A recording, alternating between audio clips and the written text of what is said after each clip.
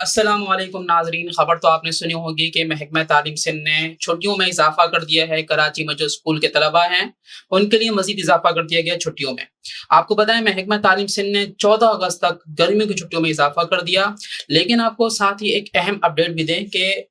جو وجہ بتائی گئی ہے اس چھٹیوں کو بڑھانے کی، وہ شدید موسمی صورتحال کے باعث یہ فیصلہ کیا گیا ہے، کیونکہ ہمارا جو محکمہ موسمیات کا طبقہ ہے وہ یہ بتا رہا ہے کہ جولائی کے آخری ویک میں اور اگست کے پہلے ہفتے میں شدید موسمی صورتحال کے باعث یہ فیصلہ کیا گیا ہے، کیونکہ امکان ہے کہ بارش بہت زیادہ شدید ہوگی کراچی میں، اور جو ہے اسی طرح اگست کے پہلے ہفتے میں، اور یہ بھی امکان ہے کہ گرمی کی شدت، جیسے آج کل آپ دیکھا، کل اتوار کو آپ نے دیکھا